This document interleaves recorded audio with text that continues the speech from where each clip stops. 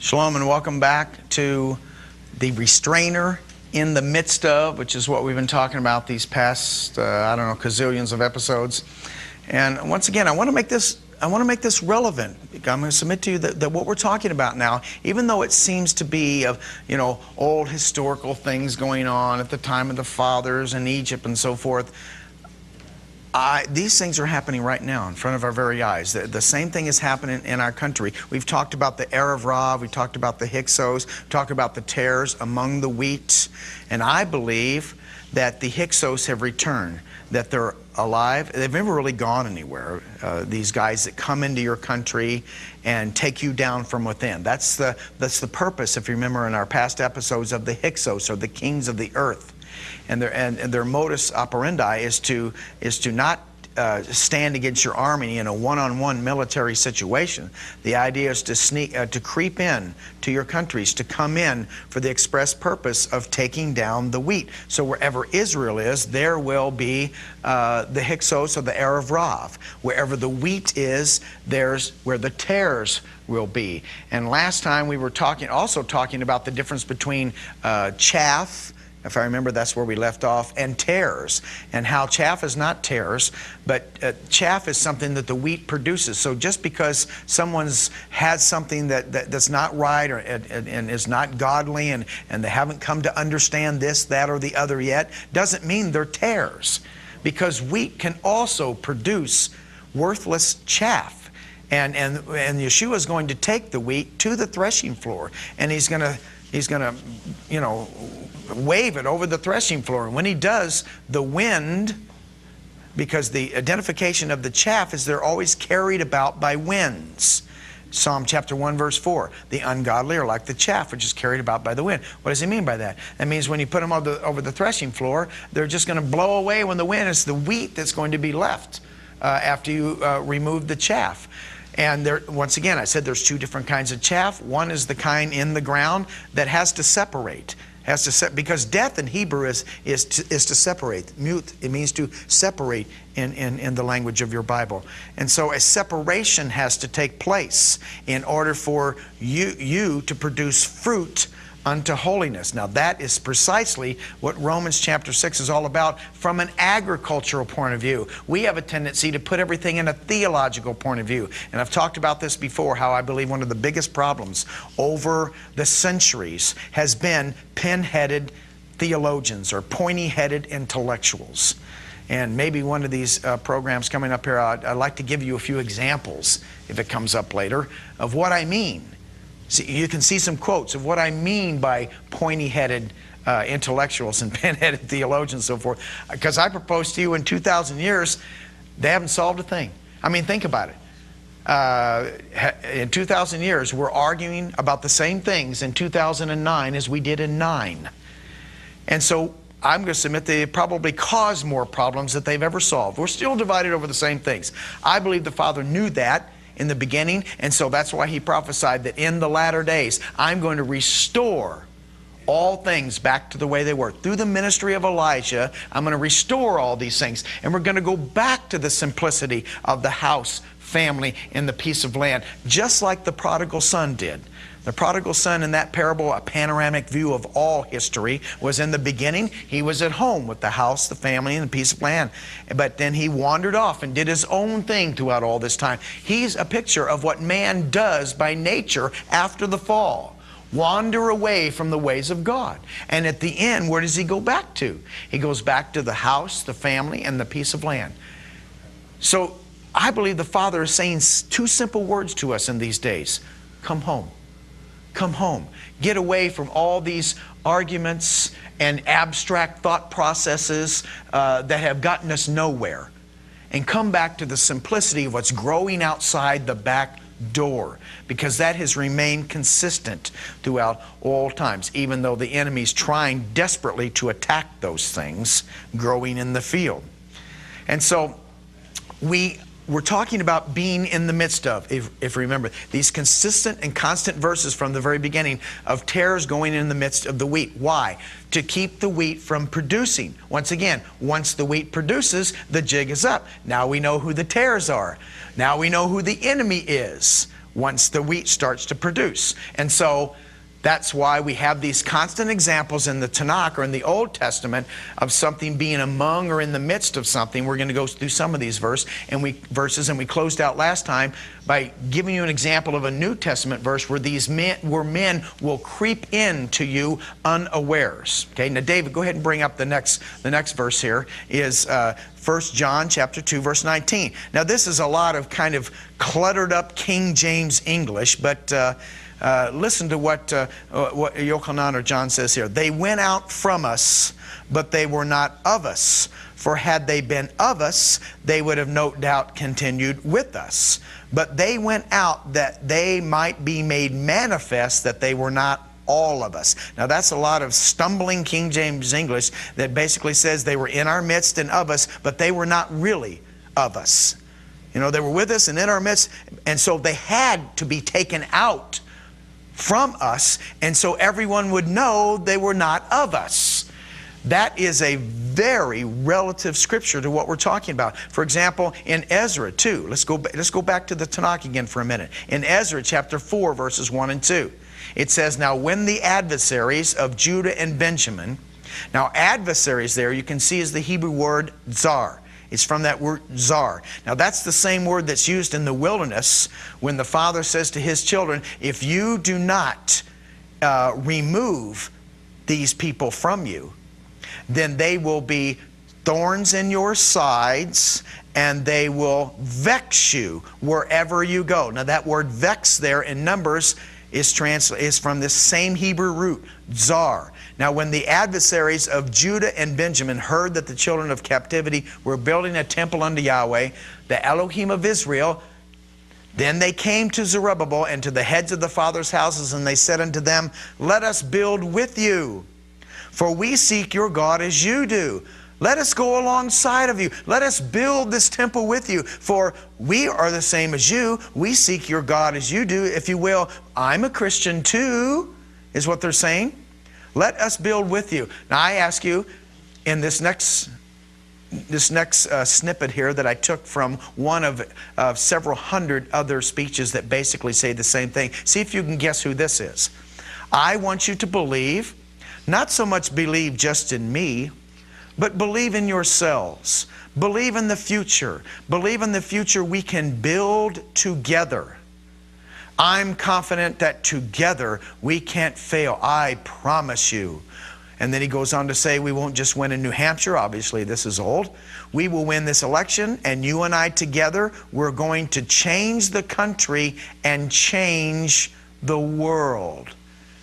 Now come on back to me. Come on back to me. We're going to change the country and change the world. Obviously, probably many of you can guess who that was. I believe that was prophesied, because he said that several hundred times in speeches. Confident that we can build these things together. Trying to convince us. Now remember, in one of the earlier programs, I gave you graphic examples of what tares. So you can see a picture of what the tares among the wheat is all about. When you saw the cat trying to pose as the raccoons and so forth. Remember, the cat did a really good job. But then, you know, there were some poor examples also of the wheat, or tares trying to mix among the wheat. It was obvious who they were. And then we had another good example, remember, of the wolf in among the sheep. But there's also a lot of photographs available of other tares mixed among the wheat as well that give you a graphic picture of what we're talking about here. Let's go back up again. Bring it back up again, David. I want you to see this verse as well. Nehemiah, or Nehemiah 13, verse 3. Now it came to pass, when they had heard the Torah, that they separated from Israel all the mixed multitude. Now this time it happens to be from the Hebrew root kal erev. All the multitude is literally what that says in the Hebrew. But what's interesting, of course, is when they had heard the Torah, they separated from Israel all the mixed multitude. So it was the Torah that revealed to them that they were mixed. As if without the commandments and the Torah of our God, you don't recognize you're mixed. Because the Torah is what produces the fruit. Come back to me, David. It's the keeping of the commandments that is at Mount Sinai. That's where you get the fruit. If you throw out the fruit, then darkness starts to come upon you, and you're not in the light anymore. The Torah is the light, and you start to plummet in the evening, if you will, time when light begins to plummet into darkness.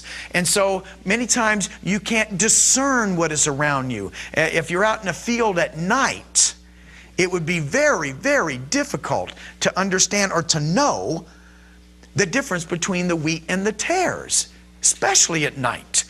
But then when the day starts to come and the light starts to bring forth, now all of a sudden you can start to see things, and you could recognize and discern the difference between the two. Many of us, however, even in the midst of the day, still really can't tell the difference. And that's why Yeshua said, leave it till the end of the harvest. But I want you to see that in the building of the second temple, as soon as the Torah was restored, they could tell the difference, and they realized, oh my goodness, we've been mixing.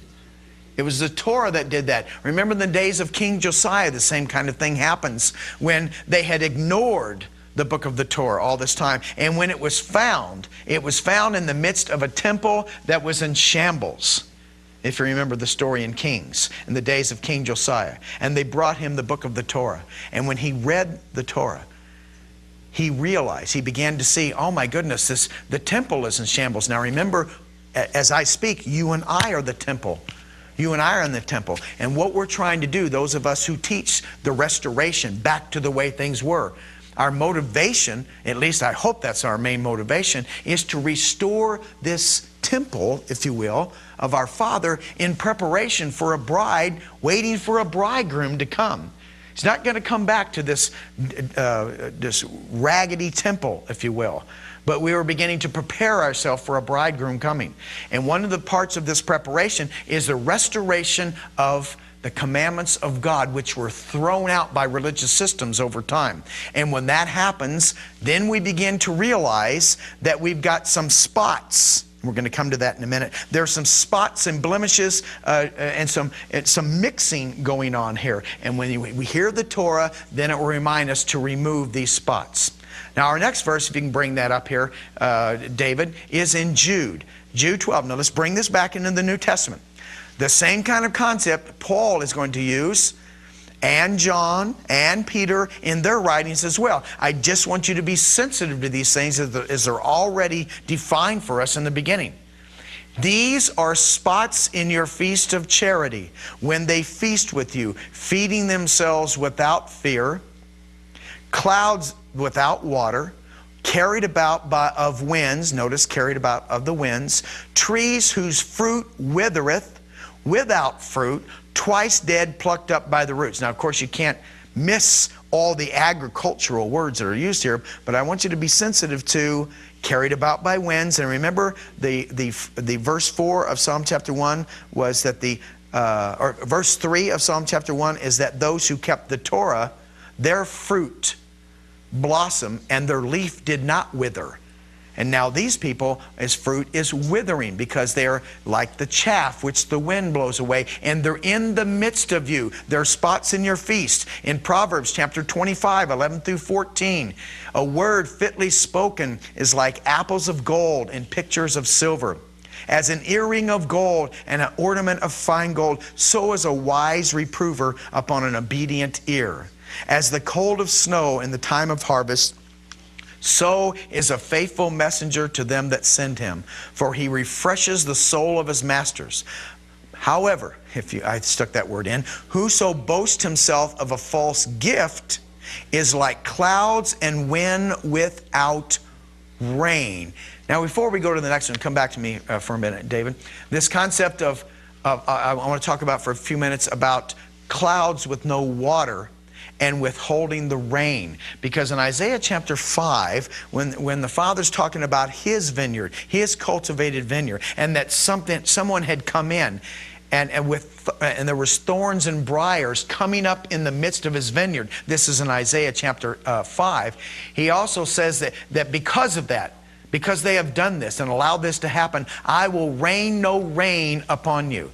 Now, why would that be important? Because the meaning of Torah. We've talked about this in the past. Not the meaning that you're going to get in a Brown Driver Briggs and a Jusinius and so forth, and even some modern Hebrew dictionaries. I'm talking about taking it back fundamentally to this agricultural model that we have of these words in the beginning that I can verify outside the window. I don't have to rely on whether it's someone's opinion or some abstract meaning of it. I can see the meaning of it growing in my backyard. And so that's why that word, that root that we have come to understand as law, by the time it gets down to the bottom of the stream, remember, most of us are drinking from the bottom of the stream. And that's why we have these various definitions of these words. I'm trying to take it back to the mountaintop, trying to take it back to the house, the family, and the piece of land. And so in that culture, probably the most important thing, now I know food is important, but that's all involved in this as well. But more important than almost everything on the planet was rain. Rain was, people's lives depended upon the heavens going through the cycles that God had designed them to be in the beginning. And pouring forth the rain, not too much and not too little, but just the right amount of cycles. Now why? Because the root of Torah is yara. And yara means to cast forth. Something that is cast forth. In particular, it was the casting forth of rain. And that's why the Father says, my words are like water or rain. Isaiah chapter 55. It accomplishes what I set it out to do. It does not come back unto me void. So the Torah is the rain. But the Torah is not the seed. The Messiah is the seed. And that's why the Messiah is from the beginning. Both of those are from the beginning, because you can't have seeds without fruit, and you can't have fruit without seeds. It's not a question of choosing one or the other. That's been the typical dichotomy between Judah and if you will, or Judaism and the church, if you will, as well. It's not a matter of just one or the other. It's both. The God of Abraham, Isaac, and Jacob, according to Exodus chapter 3, verse 12, is the one that takes them out of Egypt. That's the seed. And so they can go serve on the mountain. That's the fruit. That's what the enemy doesn't want to happen. That's why this beautiful model we have here in the first Exodus of the Pharaoh, the system, not wanting to let them go. Why? Because you go to the mountain, you get the fruit now. And now you can tell the difference between the wheat and the tares. I know I've beat that dead horse a lot, but I'm going to beat it some more before the rest of these programs. And so the idea of the rain coming down out of the sky, what it does, that's the reason why it's the root of Torah, because it's an everyday reminder of His people, of what God's law was all about. Once you plant the seed, now you need the rain in order to cause it to produce fruit so you can be blessed and eat. Not only eat, but also participate in photosynthesis. So if you wish, you can even breathe. It's part of that. And so that's how desperate we need the rain. But the reality is, if you don't plant the seed, if there's no seed there, it can rain till it comes out your ears, and it's not going to produce any fruit. So the husbandman, the farmer, if you will, has to plant the seed first. And that's what Paul was trying to do with his own brethren in the flesh. He says, you guys are hanging on to the rain here pretty good, but if you don't have a seed, the Messiah is the seed, if you don't have that planted, then you're cursed. The curse of the Torah means you got to plant a seed before you can, before the rain can do anything to cause it to be blessed. So it's got to be both. If you don't plant a seed and it rains, it's not going to do any good. And so this is the picture of clouds without water. And that's why he says, I will pour no rain upon it. They have turned away from the Torah of their God. And these are the results in the end. And that's exactly what the enemy wants to do. Now, if we can bring it back up again, David, the next verse is in Peter chapter 2, verse 13. We were doing these spots, if you remember, but I wanted to relate them also to the clouds and the rain and the water, because that's the same thing that Paul and Peter and John have done. You shall receive the reward of unrighteousness, as they that count it pleasure to riot in the daytime. Spots they are and blemishes, sporting themselves with their own deceivings while they feast with you. In the midst of you, if you will, they are spots and blemishes. in your feast as a feast among you, and sporting themselves with their own deceivings. In Ephesians chapter 5, 26 and verse 27. I want to shine a different light on perhaps the meaning of this verse than you've typically understood before. With this idea that he might sanctify and cleanse it, that is, he's talking about his bride, the body, with the washing of water by the word. That he may, so in other words, remember when they heard the Torah, that's the water that comes out. When they heard the Torah, they realized that they had mixed among themselves with things that were not of God. They realized that there were things in among them that they allowed to be among them. So he says that he might present it to himself a glorious assembly, church, not having spot or wrinkle or any such thing, but that it should be holy without blemish. Keep that up there for a minute, David. That he might sanctify and cleanse it. So in other words, it's the understanding and the restoring of the Torah in which someone realizes that they have these people in their midst. And so I'm going to submit to you, now you can come on back to me, I'm going to submit to you that many of us have probably, David, come on back. Many of us have probably understood this verse to mean that the church, he's coming back for someone who's absolutely perfect. Perhaps you've read this verse in the past and you thought, well, he's coming back for an absolutely spotless church. That means there'll be no sin among us. I don't think that's what's being talked about there. I think in context, what this is talking about is that when you have restored, remember the ministry of Elijah was to restore all things. When his special bride begins to remove these spots from among them, then he's coming back for this glorified assembly, not having spot, meaning they've removed the spots for them, not that they're an absolutely perfect church. And so in Deuteronomy chapter 32, verses 4 and 5, we have these spots again. It says, he is the rock, his work is perfect, for all his ways are judgment, a God of truth and without iniquity. Just and right is he. They have corrupted themselves. Their spot is not the spot of his children, and are a perverse and crooked generation. Okay, come on back to me now, David. So I'm going to submit to you that that's the context of what's being talked about here. Because this is the model given in the beginning of what's going on in the field. If the tares come from among the wheat and they keep them from producing, the Father's saying, when the wheat starts to produce fruit in the latter days, how? By returning back to the Torah, to the commandments, which is your fruit. Then we begin to realize, oh my goodness, we've mixed the ways of God with all these other things. And so we begin to take these spots from among us. Some of you looking at me right now, you know exactly what I'm talking about, because that's something that's been dramatically happening to you. Many hearing my voice, not all of you. Many of you out there are just going to stay with the way it's always been, and you're going to go with that and say, but there are many of us who are part of that little remnant in which God is restoring all these things back, and we're starting to remove these spots from among us, these tares that have creeped in among our lives. And then when that happens, that's when he's going to eventually have a spotless bride. Not one who's absolutely sinless, but have removed the tares from them, is what I submit to you. Now, can we go on to Deuteronomy chapter 13, verse 13? If you can bring that up, David, for just a second. Deuteronomy 13, verse 13. Certain men, the children of Belial, are gone out from your midst. Now, once again, it's translated here in the English as from among you. In Hebrew, in the midst of you, and have withdrawn the inhabitants of their cities, saying, let us go and serve other gods which ye have not known. Now notice the association of letting them be among you with, once again, just like the bunch that Esau left with Jacob.